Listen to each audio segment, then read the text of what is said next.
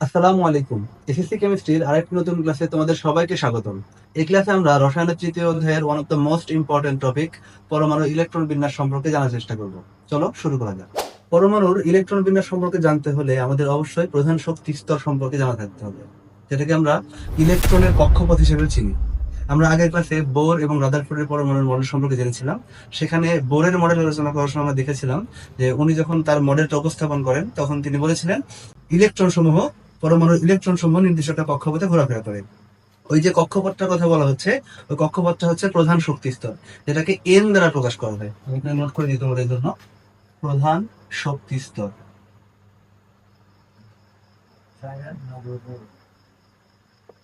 এটাকে আমরা এন দ্বারা চিহ্নিত করি। তোমাদের বোঝার জন্য যদি আমি এখানে হালকা করে একটা আঁকার চেষ্টা করি, এটা মনে করো পরমাণু নিউক্লিয়াস, এটা 1 নম্বর শক্তি স্তর, এটা হচ্ছে 2 নম্বর শক্তি স্তর। এরকম আরো শক্তি স্তর 3টা 4টা 5টা হতে পারে। তো পরমাণুর এই নিউক্লিয়াসের মধ্যে আমরা জানি প্রোটন এবং নিউট্রন থাকে, আর বাইরের শক্তি স্তর গুলোতে ইলেকট্রন গুলা ঘোরাফেরা করে।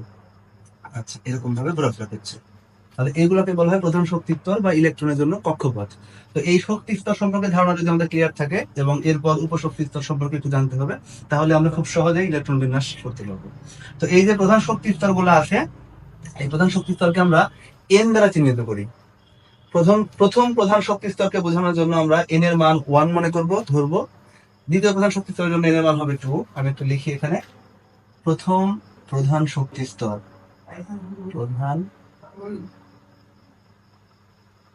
শক্তি স্তর, এটা হচ্ছে এন ইকুয়ালস 1। তারপর দ্বিতীয় প্রধান শক্তি স্তরে যদি আমরা যাই, তাহলে এন ইকুয়ালস হবে 2। তৃতীয় প্রধান শক্তি স্তরে যদি আমরা যাই, এন ইকুয়ালস হবে 3। এভাবে 4 5 6 যেখানে আমরা যাব, এখানে যত নম্বর প্রধান শক্তি স্তর হবে এন এর মান ঠিক তত হবে। তো এখন এই প্রধান শক্তি স্তরের যে সংখ্যাগুলো পাচ্ছে, 1 নম্বর 2 নম্বর 3 নম্বর, এভাবে এই প্রত্যেকটা প্রধান শক্তি স্তরের জন্য ইলেকট্রনের নির্দিষ্ট ধারণ ক্ষমতা আছে। 1 নম্বর প্রধান শক্তি স্তর যেটা আছে, প্রথম প্রধান শক্তি স্তর, এটাতে সর্বোচ্চ 2টা ইলেকট্রন থাকতে পারে। 2 নম্বর শক্তি স্তরে সর্বোচ্চ 8টা ইলেকট্রন থাকতে পারে, 3 নম্বরে 18টা, 4 নম্বরে 32টা। এভাবে ইলেকট্রন ধারণ ক্ষমতা আস্তে আস্তে বাইরের দিকে যত যাওয়া যায় ইলেকট্রন ধারণ ক্ষমতা বাড়ে। তো এই ইলেকট্রন ধারণ ক্ষমতা নির্ণয় করার জন্য একটা সূত্র আছে। এই সূত্রটা দিয়ে আমরা খুব সহজেই কত নম্বর প্রধান শক্তি স্তরে কতগুলো ইলেকট্রন সর্বোচ্চ ধারণ করতে পারে সেই জিনিসটা আমরা বের করতে পারি। তো এটা হচ্ছে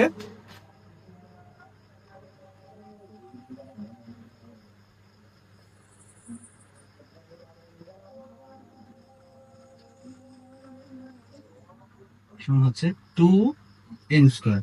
অবশ্যই এই ইলেকট্রন ধারণ ক্ষমতার যে সূত্র, এটা এই 2n² সূত্রটা হচ্ছে প্রধান শক্তি স্তরের জন্য। প্রধান শক্তি স্তর যখন আমরা হিসাব করব, তখন এই ইলেকট্রন ধারণ ক্ষমতা সূত্র হবে 2n²। এখানে 1 নম্বর শক্তি স্তর যদি হয়, এন এর মান 1, 2 নম্বর হলে 2, এভাবে বসাই দিলে আমরা সর্বোচ্চ একটা শক্তি স্তরে কতগুলো ইলেকট্রন থাকতে পারে সেটা বের করতে পারি। একটু আমরা দেখি, যদি 1 নম্বর শক্তি স্তর পাই তাহলে এন এর মান 1, তাহলে প্রথম শক্তি স্তরের জন্য, প্রথম প্রধান শক্তি স্তরের জন্য ইলেকট্রন ধারণ ক্ষমতা হবে 2 ইন্টু এন এর মান যেহেতু 1, তাহলে 1² মানে হচ্ছে 2টি। 1 নম্বর প্রধান শক্তি স্তরে মোট 2টা ইলেকট্রন থাকতে পারে সর্বোচ্চ। এরপর যদি আমরা দ্বিতীয় প্রধান শক্তি স্তরে হিসাব করি, সেই ক্ষেত্রে 2 ইন্টু এন এর মান যেহেতু 2 নম্বর শক্তি স্তরের জন্য 2, তাহলে এখানে হয়ে যাবে 2² মানে হয়ে যাচ্ছে 2² মানে 4, 4 দুগুণে 8টি। তারপর যদি আমরা তৃতীয় শক্তি স্তরে যাই, তৃতীয় প্রধান শক্তি স্তরে, তাহলে এখানে হবে 2 ইন্টু 3² মানে হচ্ছে 18টি। এভাবে আমরা যে কোনো প্রধান শক্তি স্তরে সর্বোচ্চ কয়টা ইলেকট্রন ধরতে পারে সেটা আমরা হিসাব করে ফেলতে পারি। তাহলে এটা যদি সিস্টেম হয়, তাহলে অবশ্যই ইলেকট্রন যখন একটা পরমাণুর কক্ষপথে আমরা হিসাব করতে যাব, যখন আমরা এটাকে বন্টন করব, তখন আমাদের খেয়াল রাখতে হবে সবসময় ইলেকট্রন নিম্ন শক্তি স্তর থেকে শুরু হয়ে আস্তে আস্তে উপরের শক্তি স্তরগুলোতে প্রবেশ করতে পারবে। তার মানে কোনো পরমাণুর ইলেকট্রন সংখ্যা যদি একটা হয়, যেমন হাইড্রোজেন, যেহেতু হাইড্রোজেন ইলেকট্রন সংখ্যা একটা, তাহলে ওই 1 নম্বর ইলেকট্রনটা অবশ্যই প্রথম প্রধান শক্তি স্তরে থাকবে। তারপর যদি আমরা হিলিয়ামের ক্ষেত্রে যাই, হিলিয়ামের 2টা, তাহলে হিলিয়ামের যে 2টা ইলেকট্রন, সেটা এই প্রথম প্রধান শক্তি স্তরে যেহেতু সর্বমোট 2টা ইলেকট্রন থাকতে পারে, তাহলে এই যে 1টা 2টা এভাবে প্রথম প্রধান শক্তি স্তরটা পূর্ণ হবে। এরপর যদি আমরা লিথিয়ামের ক্ষেত্রে যাই, লিথিয়ামের ক্ষেত্রে ইলেকট্রন সংখ্যা হচ্ছে, লিথিয়ামের মোট ইলেকট্রন হচ্ছে 3টি। মোট 3টি ইলেকট্রন যেহেতু আছে, তাহলে 1 নম্বর শক্তি স্তরে মোট ইলেকট্রন ধারণ ক্ষমতা 2টি। তাহলে প্রথম প্রধান শক্তি স্তরে 2টা ইলেকট্রন ধারণ করার পরেও একটা ইলেকট্রন আমাদের কাছে অতিরিক্ত থেকে যায়, তখন ওই একটা ইলেকট্রন কি করবে, দ্বিতীয় শক্তি স্তরে গিয়ে প্রবেশ করবে, 2 নম্বর শক্তি স্তর। তাহলে ইলেকট্রন বিন্যাস হবে এরকম। লিথিয়ামের ক্ষেত্রে লিথিয়ামের ইলেকট্রন বিন্যাস হবে এরকম, 1 নম্বর শক্তি স্তরে 2টি, 2 নম্বর শক্তি স্তরে 1টি, 2 1। তারপর যদি আমরা এখান থেকে যদি আমরা ধরো বোরনের ক্ষেত্রে হিসাব করি, বোরনের ক্ষেত্রে এটা হচ্ছে পারমাণবিক সংখ্যা হচ্ছে 5, আমি এখানে লিখে দিই। তাহলে প্রথম প্রধান শক্তি স্তরে ইলেকট্রন থাকতে পারে 2টি, এখানে আমি 2টি দিয়ে দিলাম। এরপর যেহেতু ইলেকট্রন মোট 5টা, আর আমাদের হাতে থাকছে আর 3টা, তাহলে 2 নম্বর শক্তি স্তরে ইলেকট্রন যাবে হচ্ছে 3টা, তাহলে হয়ে গেল মোট 5টা। আমরা জানি দ্বিতীয় প্রধান শক্তি স্তরে ইলেকট্রন থাকতে পারে সর্বমোট 8টি। তাহলে যেহেতু 8টি থাকতে পারে, সুতরাং 3টি থাকলে কোনো সমস্যাই নাই। যদি কখনো 8-এর বেশি আসে, সেই ক্ষেত্রে 2 নম্বর শক্তি স্তর অতিক্রম করে 3 নম্বর শক্তি স্তরে ইলেকট্রন প্রবেশ করবে। যেমন আমরা যদি সোডিয়ামের ক্ষেত্রে দেখি, সোডিয়ামের মোট ইলেকট্রন সংখ্যা হচ্ছে 11টি। তাহলে প্রথম প্রধান শক্তি স্তরে ইলেকট্রন থাকবে হচ্ছে 2টি। তারপর 2 নম্বর শক্তি স্তরে আসবে 8টি। যেহেতু 2 নম্বর শক্তি স্তরে মোট ধারণ ক্ষমতাই হচ্ছে 8টির বেশি ইলেকট্রন সে রাখতে পারে না। তাহলে 2 8 ইলেকট্রন থাকে আমাদের হাতে আর 1টি, 2 8 10 আর 1 11। তাহলে ওই একটা ইলেকট্রন তখন 2 নম্বর শক্তি স্তরে যেহেতু জায়গা নাই, ওইটাকে অতিক্রম করে 3 নম্বর শক্তি স্তরে চেঞ্জ করবে। তাহলে এটা হচ্ছে সোডিয়ামের প্রধান শক্তি স্তরের হিসাবে ইলেকট্রন বিশেষ। এভাবে আমরা হিসাব করতে করতে করতে আমরা ক্লোরিন আর্গন পর্যন্ত যেতে পারি। আমি একটু দেখাই এখানে তোমাদের সুবিধার জন্য, মুছে দিই। যদি আমরা ক্লোরিনের ইলেকট্রন বিন্যাস প্রধান শক্তি স্তর হিসাবে করি তাহলে কি হবে দেখো। ক্লোরিনের মোট ইলেকট্রন সংখ্যা হচ্ছে 17টি। তাহলে প্রথম প্রধান শক্তি স্তরে অবশ্যই স্বাভাবিকভাবে 2টি ইলেকট্রন থাকবে। তারপর দ্বিতীয় শক্তি স্তরে যাবে হচ্ছে 8টি, হলো কয়টি? 10টি। তাহলে আমাদের হাতে আছে আর 7। তো এই 7টা ইলেকট্রন অবশ্যই এর 1 2 নম্বর শক্তি স্তরের পর 3 নম্বর শক্তি স্তরে গিয়ে প্রবেশ করবে। 3 নম্বর শক্তি স্তরে ইলেকট্রন ধারণ ক্ষমতা মোট 18টি, সুতরাং 7টি ইলেকট্রন ধরা তার জন্য কোনো ব্যাপার না। সুতরাং এই জায়গাতে আমরা 7টি ইলেকট্রন দিয়ে দিলাম। তাহলে এটা হচ্ছে ক্লোরিনের ইলেকট্রন বিন্যাস 2 8 7 শক্তি স্তরের হিসাবে। এরপর যদি আমরা আর্গনের ক্ষেত্রে আসি, আর্গনের ক্ষেত্রে এটা হচ্ছে 18, এর ক্ষেত্রে একই হবে 2 8 8, এই হচ্ছে 18টা। 3 নম্বর শক্তি স্তরে মোট 18টা থাকতে পারে, এর মধ্যে আমরা এখানে মাত্র 8টা দিচ্ছি। তাহলে এই হিসাবে এখন তুমি চিন্তা করো, আর্গনের পরে পরে চলে আসে হচ্ছে পটাশিয়াম। তাহলে পটাশিয়ামের ইলেকট্রন সংখ্যা হচ্ছে 19টা। তাহলে এটা নরমালি এই হিসাবে হওয়ার কথা 2 8, এখানে গিয়ে 9টা, 2 8 9। তাহলে কত হলো? 2 আর 8 10, 10 আর 9 হচ্ছে 19টা। যেহেতু এখানে পটাশিয়াম ইলেকট্রন সংখ্যা হচ্ছে 19টি, তাহলে 2 8 9 এটা হচ্ছে নরমালি আমাদের এই হিসাবে হওয়ার কথা। যেহেতু আমাদের প্রথম শক্তি স্তরে ইলেকট্রন ধারণ 2, দ্বিতীয় শক্তি স্তরে 8, তৃতীয় শক্তি স্তরে হচ্ছে 18টা, কিন্তু এখানে আছে মাত্র 9টা, সুতরাং 9টা থাকতেই পারে। কিন্তু আমরা যখন প্রকৃতপক্ষে ইলেকট্রন বিন্যাস করি তখন দেখা যায় পটাশিয়ামের ক্ষেত্রে ইলেকট্রন বিন্যাস দাঁড়ায় এইরকম 2 8 8 1। তার মানে 3 নম্বর শক্তি স্তরটা পূরণ না করেই একটা ইলেকট্রন অলরেডি 4 নম্বর শক্তি স্তরে প্রবেশ করে চলবে। এই ব্যাপারটা আমরা যদি এই নিয়ম দিয়ে ব্যাখ্যা করতে চাই তাহলে কোনোভাবে ব্যাখ্যা করা সম্ভব না। আমাদের প্রথমেই বলেছিলাম যে আগে নিচে শক্তি স্তর পূরণ করে তারপর উপরে শক্তি স্তরের দিকে ইলেকট্রন যায়, সেই নিয়ম দ্বারা এটা কখনোই ব্যাখ্যা করা যাবে না। কারণ এখানে দেখা যাচ্ছে 3 নম্বর শক্তি স্তরটা অপূর্ণ রেখে ইলেকট্রন 4 নম্বর শক্তি স্তরে প্রবেশ করছে। তো এই নিয়মটা বোঝার জন্য এটা কিভাবে হলো, কেন হলো, এটা যদি আমরা বুঝতে চাই তাহলে অবশ্যই আমাদের আগে উপশক্তি স্তরের ধারণাটা নিতে হবে। এই যে প্রত্যেকটা শক্তি স্তরের কথা বলা হলো, প্রধান শক্তি স্তর, এগুলো প্রত্যেকটা প্রধান শক্তি স্তরের মধ্যে আবার উপশক্তি স্তর থাকতে পারে, একটা থাকতে পারে, একাধিকও থাকতে পারে। তাহলে এই যে উপশক্তি স্তরের ধারণাটা আমরা যদি নিই তাহলে খুব সহজেই এখানে কেন 3 নম্বর শক্তি স্তরকে অতিক্রম করে 4 নম্বর শক্তি স্তরে ইলেকট্রন প্রবেশ করে এটা বুঝতে পারবো। আমরা একটু জানার চেষ্টা করি উপশক্তি স্তর আসলে কি এবং এটা কিভাবে কাজ করে।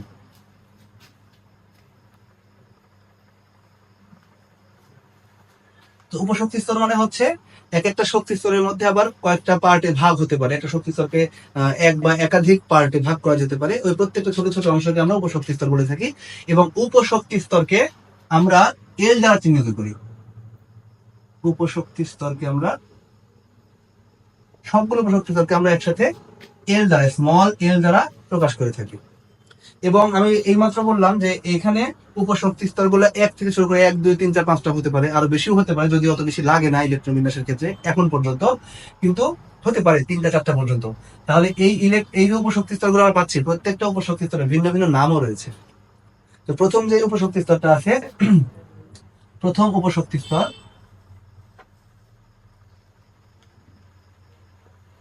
এটাকে আমরা এস নামে ডাকি। দ্বিতীয় উপশক্তি স্তর, এটাকে আমরা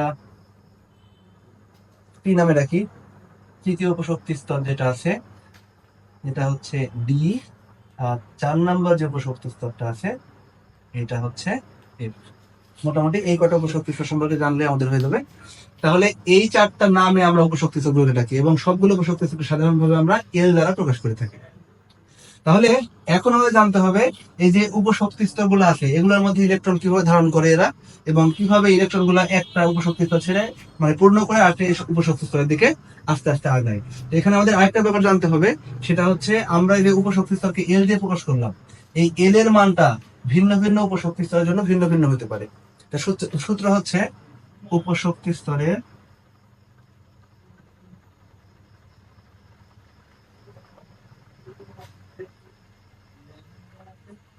এই মানটা নর্মালি হয় হচ্ছে 0 থেকে n-1 পর্যন্ত, 0 হতে n-1 পর্যন্ত। একটু খেয়াল করো, এখানে 0 তো আমরা বুঝতেই পারছি, আর n-1 এই nটা হচ্ছে প্রধান শক্তি স্তর সংখ্যা। যদি 1 নম্বর শক্তি স্তরের উপশক্তি স্তর হয় সেক্ষেত্রে n এর মান 1 হবে, দ্বিতীয় শক্তি স্তরের ক্ষেত্রে n এর মান 2, তৃতীয় ক্ষেত্রে n এর মান হয়ে যাবে 3। তো এখন একটু খেয়াল করি আমরা, যদি এখানে খেয়াল করে দেখো, আমরা জানতাম যে 1 নম্বর শক্তি স্তর যেটা আছে সেখানে সর্বোচ্চ 2টা ইলেকট্রন থাকতে পারে, 2 নম্বরে 8টা, 3 নম্বরে 18টা, এভাবে আগায়। তো এখানে যে উপশক্তি স্তর গুলো আছে এই উপশক্তি স্তর গুলোর ক্ষেত্রেও একটা নির্দিষ্ট পরিমাণ ইলেকট্রন ধারণ ক্ষমতা আছে এবং তার সূত্র আছে, এটা আমি দেখাচ্ছি তোমাদেরকে।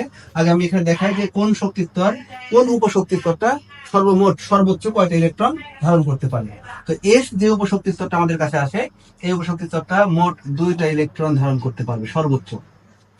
পিতে থাকবে হচ্ছে সর্বোচ্চ 6টি, ডিতে থাকবে হচ্ছে সর্বোচ্চ 10টি, এবং এস উপশক্তি স্তরে মোট ইলেকট্রন থাকতে পারবে হচ্ছে 14টি।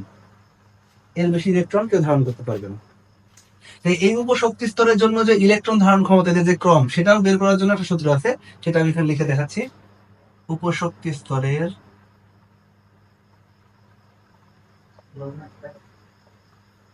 ইলেকট্রন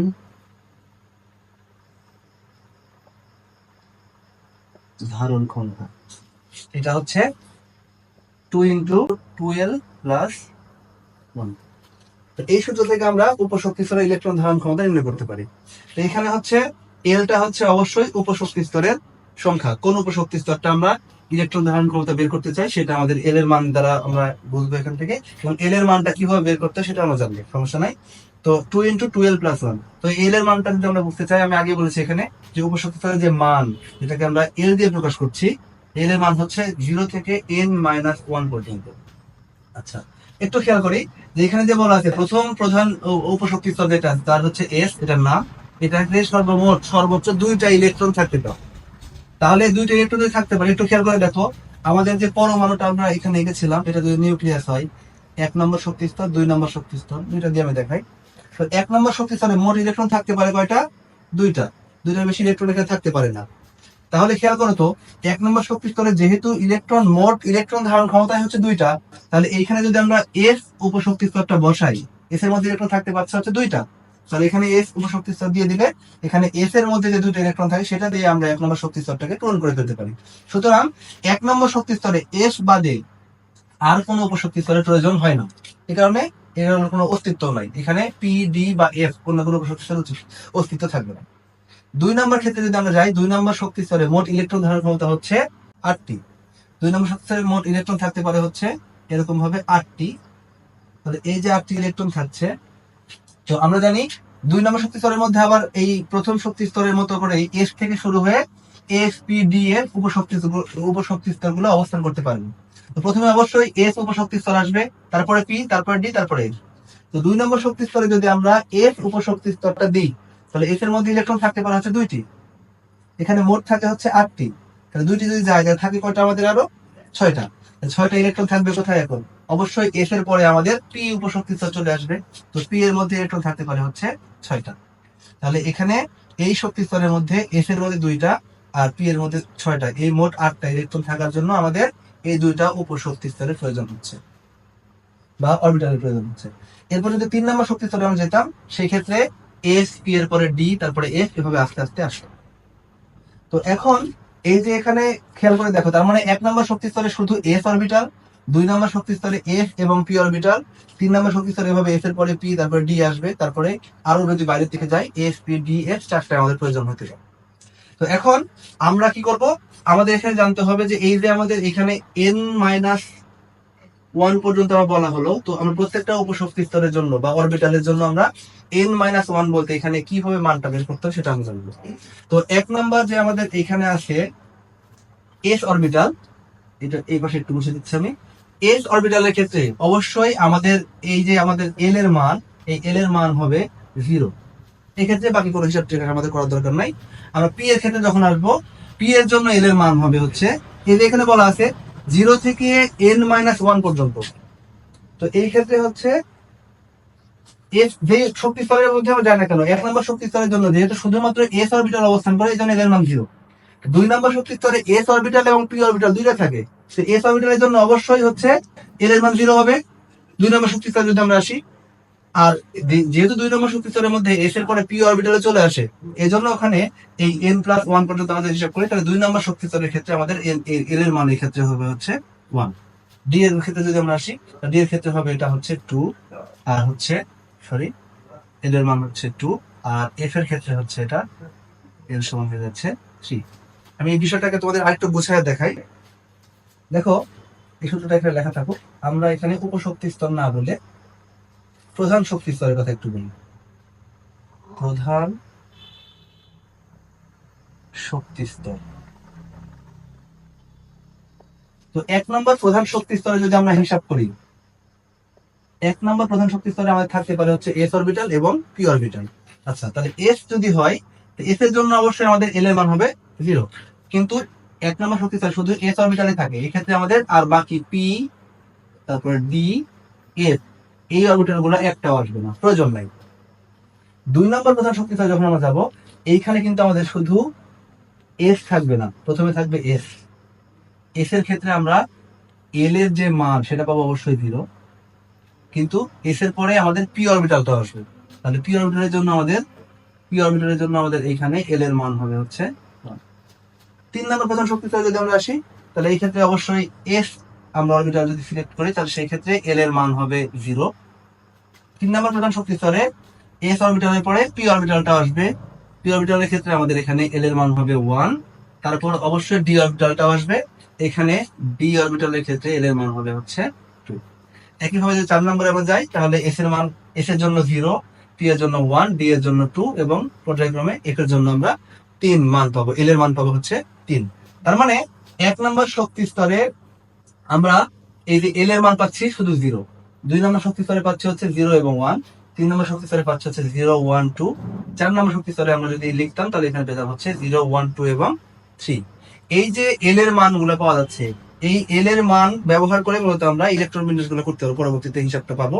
তো আমরা এখানে মূলত যেটা জানতে চাচ্ছিলাম সেটা হচ্ছে যে উপশক্তি স্তরে ইলেকট্রন ধারণ ক্ষমতা। একটু খেয়াল করো, এইখানে কিন্তু আমরা এল দেখতে পাচ্ছি, এই এল এর মানটা জানতে হবে। তো এখান থেকে দেখা যাচ্ছে এই এস অরবিটালের জন্য হচ্ছে এল এর মান এখানে 0, পি এর জন্য হচ্ছে 1, ডি এর জন্য 2, আর এফ এর জন্য যদি আমি এখানে দেখাই, এফ এর জন্য এল সমান সমান হবে হচ্ছে 3। এই অরবিটালের জন্য আমরা এখানে এল এর মান পাবো হচ্ছে 3। তাহলে এই মানগুলো ব্যবহার করে আমরা এই সূত্র দিয়ে খুব সহজেই একটা উপশক্তি স্তরে কতগুলো ইলেকট্রন থাকতে পারে সর্বমোট সেটা বের করতে পারবো। একটু আমরা দেখি যে আমরা কিন্তু আগে লিখে রাখছিলাম, এখানে তোমাদেরকে দেখালাম যে এস অরবিটালে সর্বমোট 2টা ইলেকট্রন থাকতে পারে, পিতে থাকতে পারে 6টা, ডিতে থাকতে পারে 10টা এবং এফ এ থাকতে পারে হচ্ছে 14টা। একটু আমরা এই সূত্র দিয়ে জিনিসটা ভেরিফাই করে দেখি। তো এস অরবিটালের ক্ষেত্রে যদি আমরা এখানে বসাই, ইলেকট্রন ধারণ ক্ষমতা হিসাব করছি আমরা এখানে, তাহলে 2 ইন্টু এল এর মান, খেয়াল করে দেখো এল এর মান কত, এখানে এস অরবিটালের জন্য 0, যেহেতু আমরা এস অরবিটালে হিসাব করছি তাহলে এখানে এল এর মান বসে দিতে হবে 0 প্লাস 1, তাহলে এটা হিসাব করলে পাওয়া যায় এখানে হচ্ছে 2টি। তার মানে এস অরবিটালে সর্বমোট 2টি ইলেকট্রন থাকতে পারে। তারপর যদি আমরা পি তে যাই, তাহলে সূত্র আবার একই, তাহলে 2 ইন্টু 2l প্লাস 1, তাহলে এই যে 2 থাকলো ইন্টু এল এর মান কত, খেয়াল করে দেখো পি অরবিটালের জন্য এল এর মান হচ্ছে এই যে 1, এই 1, তাহলে এখানে বসাই দিলাম 1 প্লাস 1, সূত্রের মধ্যে যে 1টা আছে, সূত্রটা আমি একটু উপরে লিখে রাখি তোমাদের সুবিধার জন্য, 2 ইন্টু 2l প্লাস 1, এই সূত্র দিয়ে আমরা মূলত হিসাবটা করছি। তাহলে এখানে পাওয়া যাচ্ছে হলো 2 কে 2 এর আগে 3, 3 দুগুণে 6টি। তার মানে পি অরবিটালে আমরা মোট 6টি ইলেকট্রন বসাতে পারবো। এরপর যদি আমরা ডি তে যাই, ডি এর ক্ষেত্রে আমরা একইভাবে ব্যবহার করি আবার 2 ইন্টু 12। এখানে ডি অরবিটালের জন্য এল এর মান হচ্ছে এখানে 2, তাহলে পেলাম হচ্ছে 2 প্লাস 1, তাহলে এখানে পাওয়া যাচ্ছে হচ্ছে সরি 10টি। এরকম ভাবে এফ এ যদি আমরা হিসাব করি, এফ এর ক্ষেত্রে 2 ইন্টু এফ অরবিটালের জন্য এল এর মান হচ্ছে 3, তাহলে এখানে 3 বসাই দিলাম প্লাস 1, তাহলে এটা হয়ে গেল 14টি। এইভাবে আমরা একটা অরবিটালের ইলেকট্রন ধারণ ক্ষমতা বের করে ফেলতে পারি। তাহলে এইটা জানার পর এখন আমাদের বুঝতে হবে যে এই যে আমরা প্রথম দিকে দেখেছিলাম যে আগে নিম্ন শক্তি স্তরটা পূরণ করে উপরের শক্তি স্তরে ইলেকট্রন প্রবেশ করে, ঠিক একইভাবে এখানেও নিম্নের উপশক্তি স্তরটা বা অরবিটাল পূরণ করার পরে উপরের উপশক্তি স্তরে ইলেকট্রন প্রবেশ করবে। সেক্ষেত্রে কিছুটা ব্যতিক্রম আছে, এগুলো আমরা আস্তে আস্তে জানবো আর কি। তো একটু তার মানে আমরা বুঝতে পারছি এখানে একটা শক্তি স্তরে যদি 3 নম্বর শক্তি স্তর আমরা হিসাব করি, 3 নম্বর শক্তি স্তরে এফ, পি এবং ডি এই 3টা উপশক্তি স্তর সম্ভব। তাহলে ইলেকট্রন কোথায় আগে প্রবেশ করবে? স্বাভাবিকভাবে আগে এস এ প্রবেশ করবে, এস পূর্ণ হলে পি তে প্রবেশ করবে, তারপর পি পূর্ণ হলে ডি তে প্রবেশ করবে। যে ব্যতিক্রমগুলো আছে সেগুলো আমরা সামনে জানবো, সমস্যা নাই, তোমার ধাপে ধাপে আগাই। তাহলে তোমরা স্বাভাবিকভাবে মনে রাখবা আগে নিচের শক্তি স্তর থেকে উপরের শক্তি স্তরগুলোতে ইলেকট্রন প্রবেশ করে। আচ্ছা, এখন আমরা একটু দেখি যে এই শক্তি স্তরে ইলেকট্রনগুলো কিভাবে থাকে। আমরা যে একটু আগে যে সমস্যার সম্মুখীন হয়েছিলাম, দেখছিলাম যে হচ্ছে পটাশিয়ামের ক্ষেত্রে ইলেকট্রন, আমি একটু দেখাই এখানে, পটাশিয়ামের মোট 19টি ইলেকট্রন আছে। ইলেকট্রন বিন্যাস করলে আমরা দেখতে পাইছিলাম 2,8,8,1। এটা হচ্ছে পটাশিয়ামের অরিজিনাল ইলেকট্রন বিন্যাস, কিন্তু স্বাভাবিকভাবে আমাদের যেটা মনে হয়েছিল 2,8,9 হওয়ার কথা, কিন্তু সেটা এখানে হয়নি। কেন হয়নি সেটা আমরা এখন এখান থেকে বুঝবো। এই যে আমরা এখানে দেখলাম যে আগে এই যে এস অরবিটাল, তারপরে পি, তারপরে ডি, তারপরে এফ, এই ধারাবাহিকভাবে ইলেকট্রনটা প্রবেশ করবে এবং ইলেকট্রন প্রবেশ করার সময় এখানে এই উপশক্তি স্তরের শক্তির একটা মান আছে। সেই মানটা অনুযায়ী যেই উপশক্তি স্তরের শক্তির মান কম, সেই উপশক্তি স্তরে ইলেকট্রনটা আগে প্রবেশ করে। কিভাবে হয় একটু দেখি আমরা। দেখো যে 1 নম্বর শক্তি স্তরে যে প্রথম যে শক্তি স্তরটা আমাদের আছে, এখানে মোট ইলেকট্রন আছে 2টা। তাহলে 1 নম্বর শক্তি স্তরে আমরা জানি শুধুমাত্র এস অরবিটাল সম্ভব। তাহলে এস অরবিটালের জন্য যদি আমরা হিসাব করি, তাহলে এই শক্তির মান আমাদের হিসাব করতে হবে। শক্তির মান এটা বের করার সূত্র হচ্ছে এন প্লাস এল।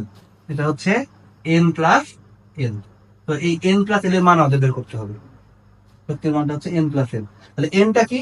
যত নম্বর শক্তি স্তর সেটা হচ্ছে এন এর মান, আর এলটা হচ্ছে যে অরবিটালের হিসাবটা আমরা করছি সেই অরবিটালের জন্য আমরা এল এর মান বের করতে পারি। আমরা জানি এস অরবিটালের জন্য এল এর মান 0, পি এর জন্য 1, ডি এর জন্য 2 এবং এফ এর জন্য 3। তাহলে এখানে যেহেতু 1 নম্বর শক্তি স্তর, তাহলে এন এর মান হবে অবশ্যই 1 প্লাস, যেহেতু এটা এস অরবিটাল সুতরাং এল এর মান হবে এখানে 0। তাহলে আমরা পেলাম হচ্ছে এই যে প্রথম যে 1s অরবিটাল, যেটা 1 নম্বর শক্তি স্তরের এস অরবিটাল, তার জন্য আমরা এখানে n প্লাস এল এর মান পাচ্ছি হলো 1। তাহলে এটা আছে অবশ্যই 1 নম্বর শক্তি স্তরের এস অরবিটাল, যেটাকে আমরা 1s হিসেবে লিখি। এরপর এই যে এখানে দেখো 8, এই যে 8টা ইলেকট্রন গেছে, এটা অবশ্যই 2 নম্বর শক্তি স্তর। 2 নম্বর শক্তি স্তরে প্রথমে কে আসবে? অবশ্যই 2s, এস অরবিটালটা আগে আসবে। তাহলে এই এস অরবিটাল যদি আমরা হিসাব করতে চাই, 2s অরবিটালের ক্ষেত্রে এটা হচ্ছে 1s ছিল আমাদের এখানে। 2s এর ক্ষেত্রে যদি আমরা দেখি, 2s এর বেলায় কি হবে? 2s এর বেলায় আমরা আবার যদি n প্লাস এল বের করতে চাই, তাহলে 2 নম্বর শক্তি স্তরের জন্য এখানে n এর মান হবে 2 প্লাস এল এর মান, যেহেতু s অরবিটাল এল এর মান অবশ্যই 0, তাহলে পাওয়া গেল হচ্ছে 2। তারপর কি আসবে? 2 নম্বর শক্তি স্তরে কিন্তু s অরবিটাল এবং p অরবিটাল সম্ভব, তাহলে এখানে অবশ্যই আসবে হচ্ছে আমাদের 2p অরবিটাল। তাহলে 2p অরবিটালের জন্য আমরা n প্লাস এল বের করে দেখি। 2p সমান সমান হচ্ছে আমাদের এই যে n এর মান হচ্ছে এখানে অবশ্যই 2 প্লাস p অরবিটাল যদি হয় তাহলে l এর মান হয় সেখানে 1, এই গেল হচ্ছে 3। একটু খেয়াল করুন, আমি কিন্তু বলেছিলাম যে অরবিটালের জন্য n প্লাস এল এর মান কম বা শক্তির মান কম, সেখানে ইলেকট্রন আগে প্রবেশ করবে। একটু দেখো তো এখানে 1s এর বেলায় আমরা n প্লাস এল এর মান পাইছিলাম কত? 1। 2s এর বেলায় পেলাম হচ্ছে 2, 2p এর বেলায় পেলাম হচ্ছে 3। তাহলে ইলেকট্রন প্রবেশ করার সময় এই ধারাবাহিকতা বজায় রাখবে যে 1s ইলেকট্রন যাবে আগে, যেহেতু n প্লাস এল এর মান কম, তারপরে যাবে 2s এ, তারপরে যাবে হচ্ছে 2p তে। এর পরবর্তীতে আস্তে আস্তে আমরা হিসাব করে করে তারপরে 3s, 3p, 3d সবগুলো হিসাব করতে পারবো। তো এখন কথা হলো যে এখানে কেন একটা ইলেকট্রন 3 নম্বর শক্তি স্তরকে পূর্ণ না করে 4 নম্বর শক্তি স্তরে চলে গেল?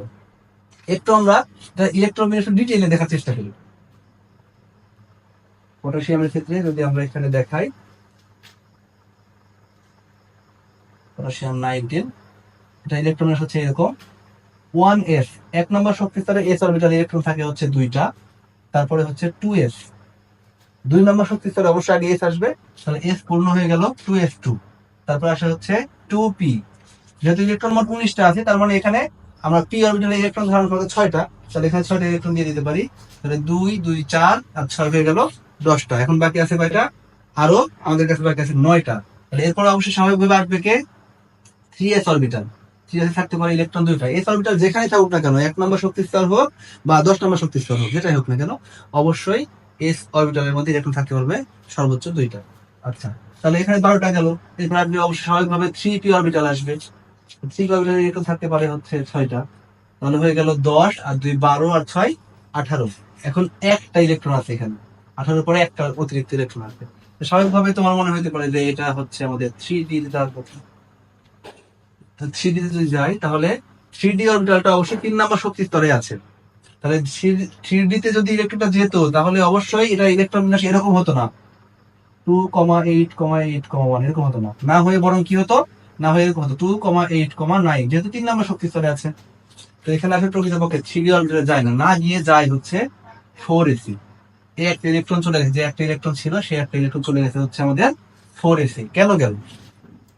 যার কারণ হচ্ছে আমি একটু আগে বলেছিলাম তোমাদেরকে, যে যদি আমরা যদি কোন উপশক্তি স্তর ইলেকট্রন আগে সেটা জানতে চাই, তাহলে সেই উপশক্তি স্তরের জন্য n+l এর মান বের করতে হবে। তাহলে আমরা একটু দেখি এই দুটোর মধ্যে n+l এর মান কম্পেয়ার করে দেখি কার n+l এর মান কম, কার n+l এর মান বেশি। তো এখানে আমরা 3D এর জন্য একটু হিসাব করি। 3D এর জন্য n+l বের করতে চাচ্ছি আমরা।